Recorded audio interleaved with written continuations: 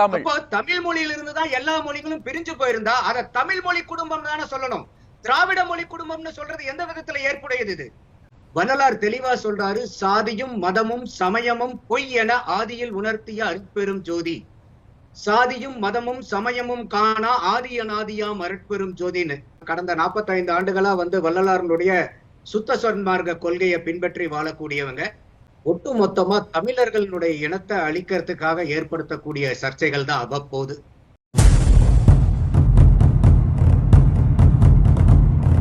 சிந்து சமவெளி நாகரிகம் என சொல்லாமல் சிந்து சரஸ்வதி நதி நாகரிகம் என கூற வேண்டும் என ஆளுநர் RN ரவி பேச்சு.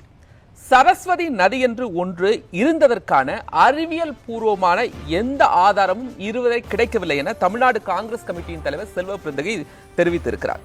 ஆரியம் வெர்சஸ் திராவிடம் சர்ச்சையின் பின்னணி என்ன? இது சார்ந்த நம்முடைய வாதம் பயணிக்க இருக்கிறது. நந்தகுமார், சனாதனத்திற்கு ஆதரவாக நின்று பேசக்கூடிய ஆளுநர் இப்போ தமிழ் பண்பாட்டினுடைய அடையாளங்களை அழிக்கணும் அப்படிங்கிற புள்ளியில நின்று பேச ஆரம்பிச்சிட்டாரா? இது மொத்தமா இந்த ஆரிய திராவிட இந்த நிகழ்வே ஒட்டு மொத்தமா தமிழர்களுடைய இனத்தை அழிக்கிறதுக்காக ஏற்படுத்தக்கூடிய சர்ச்சைகள் தான் அவ்வப்போது. நம்ம திராவிடர்களும் அல்ல, ஆரியர்களும் அல்ல, தமிழ் மொழியை சார்ந்தவர்கள். ஏன்னா இன்னைக்கு திராவிடம்னா என்னங்கிறதே பல பேர் பல விதத்துல திராவிடத்துக்கு உண்டான விளக்கங்களை கொடுத்துட்டு இருக்காங்க. அதே மாதிரி நீங்க வள்ளலார் அவர்களுடைய பெயரையும் சொன்னீங்க. நாங்க கடந்த 45 ஆண்டுகளா வள்ளலாருடைய சுத்த சன்மார்க்க கொள்கையை பின்பற்றி வாழக்கூடியவங்க. வள்ளலார் தெளிவா சொல்றாரு, சாதியும் மதமும் சமயமும் பொய் என ஆதியில் உணர்த்திய அருட்பெரும் ஜோதி. சாதியும் மதமும் சமயமும் காணா ஆதிய நாதியாம் அருட்பெரும் ஜோதின்னு. அப்ப இந்த சாதி மதம் சமயத்தெல்லாம் வள்ளலார் மாதிரி சாடுன ஒரு ஞானி இந்தியாவுல மட்டும் இல்ல, உலகத்திலேயே எந்த ஒரு ஞானி இந்த மாதிரி சாதி மத சமய ஆச்சார சங்கற்ப விகற்பங்கள் எல்லாம் அவர் தகர்த்தெறிகிறார். அப்படி இருக்கும்போது அவரு வள்ளலார் சனாதானத்தினுடைய உச்சம்னு சொல்றது முதல்ல சனாதானம்னா எப்படி இப்ப திராவிடம்னா என்னங்கிறது ஒவ்வொருத்தரும் பல்வேறு விளக்கங்கள் சொல்றாங்களோ அந்த மாதிரி சனாதனம்னாலும் அதை பத்தி பேசுறவங்களுக்கு பல பேருக்கு அதனுடைய நாகரிகம் தமிழர் நாகரிகம் அப்படின்னு சொன்னாலும் அதுக்குள்ள ஒரு திராவிட நாகரிகம் இருக்குல்ல. திராவிட மொழி குடும்பத்தை சார்ந்த தமிழ்.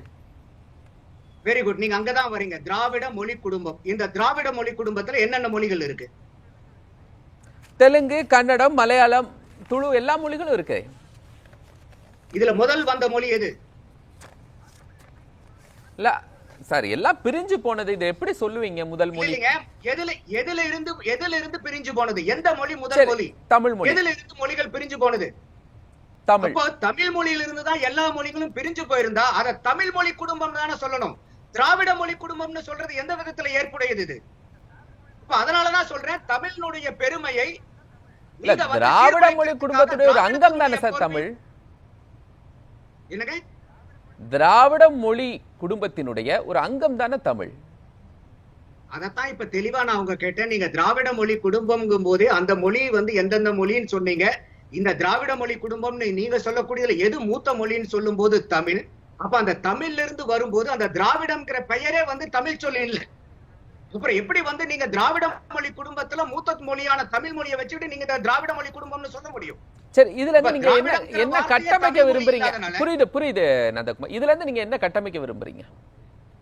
அதாவது திராவிடம், அதாவது இன்னைக்கு இருக்கக்கூடிய தமிழ்நாட்டுல இன்னைக்கு நம்ம தமிழ் அப்படிங்கிற ஒரு மொழி திராவிடத்தின் பெயராலையும் சரி, ஆரியத்தின் பெயராலையும் சரி, தமிழர்களுடைய அடையாளங்கள் மறைக்கப்படுறதா நான் பாக்குறேன்.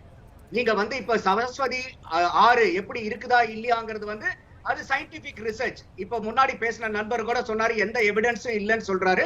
ஆனா இது பாத்தீங்கன்னாக்கா regional remote sensing centre RSSC அவங்க NRSC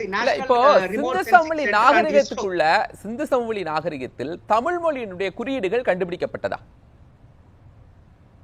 இல்ல, இது நம்மளுடைய இது எல்லாமே இன்னைக்கு நம்ம இந்த 3/4 மணி நேரம் 1 மணி நேரம் டிபேட்ல இதுக்கு விடை காண்றது இல்ல. இது பல்லாயிரக்கணக்கான மொழியியல் ஆய்வாளர்கள் இருக்காங்க. இது மாதிரி கல்ச்சரல் ரிசர்ச்சர்ஸ் இருக்காங்க. ஒரு நான் ஒரு புரிதலுக்காக சொல்றேன். இங்க இருக்கக்கூடிய கண்டுபிடிக்கப்பட்ட பொருட்களும் அங்கு கண்டுபிடிக்கப்பட்ட பொருட்களும் ஒரே மாதிரி இருக்கு. அதனால திராவிட நாகரிகம் அப்படின்னு சொல்றாங்க. மொழிதான் கண்டுபிடிக்கப்படவே இல்லை. அது எப்படி தமிழ் மொழி நாகரிகம் சொல்ல முடியும்? சிந்து சமவெளி நாகரிகத்துல எந்த மொழி இருந்துச்சு? இப்ப முதல்ல திராவிடம்னா என்னன்னு முதல்ல சொல்லுங்க. அதுக்கு யாருமே விட கொடுக்கவே மாட்டேங்கிறீங்களே. ஒருத்தங்க வந்து திராவிடம்னா வந்து இடம் சார்ந்ததுன்றாங்க, இன்னொருத்தர் மொழி சார்ந்ததுங்கிறாங்க, இன்னொருத்தர் இனம் சார்ந்ததுங்கிறாங்க, இன்னொருத்தர் வந்து உணர்வு சார்ந்ததுன்றாங்க. அப்ப திராவிடம்னா என்ன?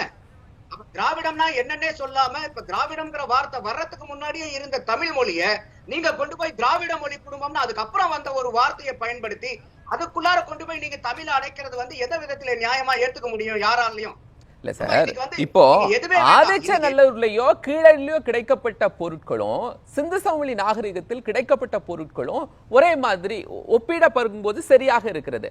ஆனால் அந்த குறியீடுகளை போல மொழி குறியீடுகள் எதுவுமே இல்லையே. அதாவது இன்னைக்கு வந்து உலகத்திலே கல் தோன்றி முள் தோன்றா காலத்தே தோன்றிய மூத்த குடின்றோம் நம்ம குடிய மொழிய. இப்ப அந்த மாதிரி இருக்கும் போது இத மொழிய வந்து சிறுமைப்படுத்தாதீங்கிறது தான் தமிழர்களுடைய பண்பாடு, கலாச்சாரம். அதுக்குள்ள மொழி இல்ல சார், மொழி இல்ல, தெய்வங்கள் இல்ல. அதான் இங்க முக்கியமான விஷயம். நீங்க சொல்லக்கூடிய மற்றதெல்லாம் இல்லைங்க. அது எல்லாமே இது எல்லாருமே வந்து என்னன்னா நம்ம வந்து ஒரு கண் பார்வையற்றவர்கள் வந்து யானையை தொட்டு பார்த்து சொல்ற மாதிரி ஒவ்வொருத்தரும் ஒரே ஒரு விஷயம் சார், ஒரே ஒரு விஷயம். சிந்து சமவெளியில மொழி கிடைத்ததா? அது தமிழ் மொழியா? அதை சொல்லிருங்க நீங்க. இல்ல இப்ப எனக்கு வந்து அதுல முழுக்க அறிவு எனக்கு அதுல இல்ல. ஆனா நான் சொல்றது வந்து ஒரு யதார்த்தமான ஒரு காமன் சென்ஸ்ல நான் பேசுறேன். அப்போ இந்த இடத்துல வந்து நீங்க இன்னைக்கு கீழடியில கிடைக்கக்கூடிய எத்தனையோ அகழ்வாராய்ச்சியில கிடைக்கக்கூடியத பூரா நீங்க இன்னைக்கு பப்ளிஷ் பண்ணிட்டீங்களா? பொதுமக்களுடைய பார்வைக்கு கொண்டு வந்துட்டீங்களா? அந்த கீழடி அகழ்வாராய்ச்சியிலேயே பல வகையான விஷயங்களை வந்து மறைக்கப்பட்டதா நிறைய ஆய்வு பண்ணிருக்காங்களே சார். ஐராவ மகாதேவனுடைய ஆய்வை விட ஒரு பெரிய ஆய்வு தேவையா? இல்ல எந்த ஆய்வுமே அந்த ஆய்வு வந்து பல ஆய்வுகளை வந்து ஒரு அடிப்படையா வச்சுதான் வரும். எந்த ஒரு ரிசர்ச்சுமே அதுக்கு முன்னாடி இருக்கக்கூடிய ரிசர்ச்சை வந்து பெஞ்ச் மார்க்கா எடுத்துப்பாங்க. அதுல இருந்துதான் அவங்க வந்து ஃபர்தர் ரிசர்ச் கொண்டு போவாங்க. அப்ப நம்ம வந்து we have to go deeper and deeper and deeper into the research. So அந்த மாதிரி வந்துச்சுன்னா மட்டும்தான் நமக்கு வந்து அது உண்மையான ஆராய்ச்சியா என்னங்கிறதே தெரியும். அதனாலதான் சொன்னேன் இது வந்து ஒரு ஒரு பெரிய பறந்து விரிந்த ஒரு ஆய்வாளர்களுடைய ஒரு விவாதமா இருக்கணும். நம்மளுடைய ஒரே பார்வை என்னன்னா தமிழர்கள் பண்பாடு நாகரிகத்தை இந்த திராவிடமா ஆரியமாங்கிறத மட்டும் இவங்க அப்பப்ப பேசி நான் தான் சொல்றேன். திராவிடத்துக்கு முன்னாடியே வந்தது தமிழ். அப்ப இத வந்து நீங்க திராவிடம்னு பேச முடியுமா, தமிழ்னு பேச முடியுமா? இப்ப ஆரியத்துக்கும் பேச முடியுமா, தமிழ்னு பேச முடியுமா? இப்ப இந்த திராவிடமும் ஆரியத்தையும் நீங்க தூக்கி பிடிக்கிறது மூலியமா ஒரே ஒரு பதில் தான் சிறுமைப்படுத்துறீங்க, அத வந்து மறைக்க பார்க்கறீங்க. ஒரே ஒரு விஷயம் தான் நம்ம யாருக்கும் மக்களுக்கு போகாத அளவுக்கு நம்ம வந்து ஆளுநர் ஒரு விஷயம் சொல்றாரு. அதுல தொடர்ச்சியா நான் உங்கள்கிட்ட கேட்டுறேன். சிந்து சமவெளி நாகரிகத்தில் மொழி இருந்ததா? அதான் முதல் தமிழ் மொழி அதுல இருந்துதான் பிரிஞ்சு வந்தது. அதுதானே வந்து உங்களுக்கு மூதாதையரா இருக்கணும். அதுல இருந்து பிரிஞ்சு வந்த மொழி தான். இப்ப தமிழ் மொழி குடும்பம் தானே நீங்க இதை வைக்கணும். திராவிட மொழி குடும்பம்னே ஏன் வருதுங்கிறதா என்னுடைய கேள்வி. அங்க மொழியே இல்லையே சார். கிடைக்கப்பட்ட பொருட்கள்ல ஒப்பீடுகள் இருக்கு, ஆனால் மொழி இல்ல.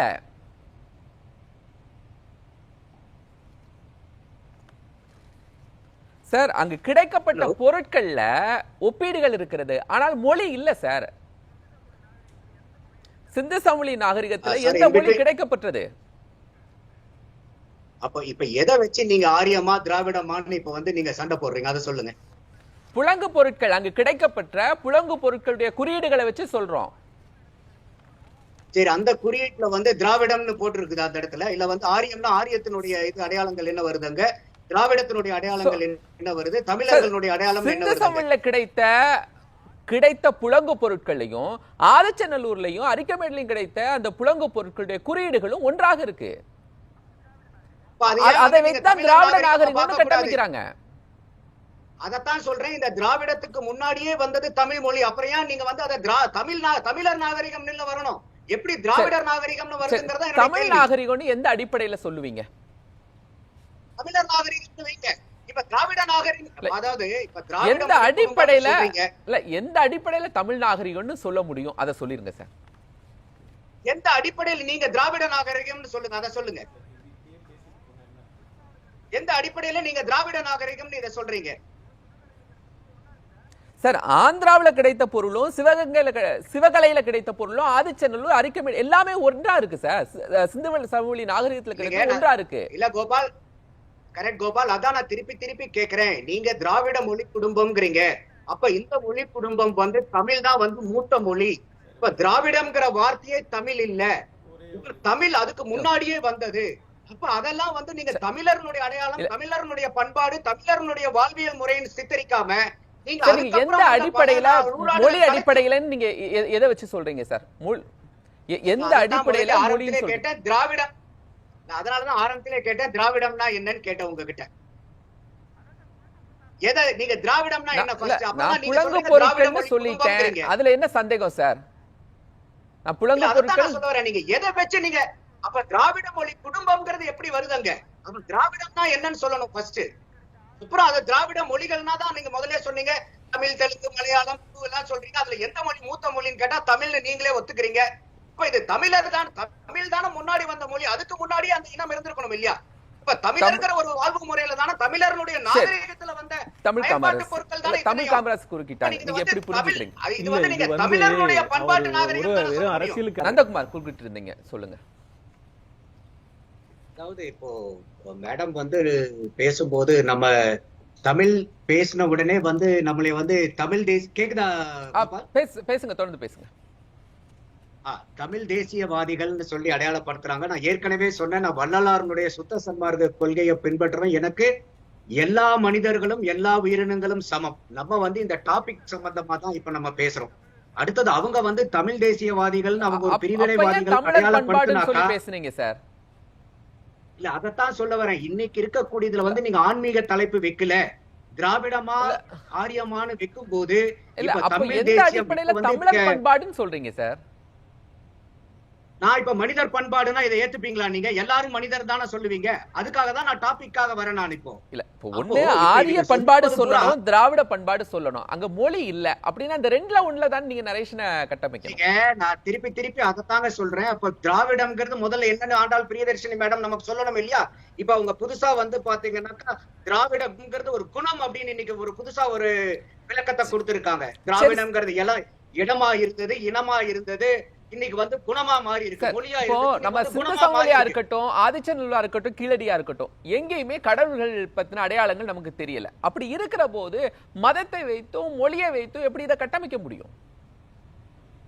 அதனாலதான் சொல்ல வரேன். இன்னைக்கு அதாவது இப்ப குறிப்பா நீங்க சொல்றது நல்லா உள்வாங்கிங்க. நான் சொல்ற கருத்தை, ஒரு தமிழ் மொழி தான் இன்னைக்கு வந்து முதல் மொழியா இங்க பேசுறோம் இந்த திராவிட மொழி குடும்பத்துல. கரெக்டா இல்லையா? அப்போ எந்த மனிதர்கள் முன்னாடி இருந்திருப்பாங்க அதை சொல்லுங்க எனக்கு. ஒரு தமிழ் மொழி தான் முதல்ல பேசப்படும். அதுல மாற்று கருத்து சொல்ல தமிழ் மூத்த மொழியா இருக்கட்டும்.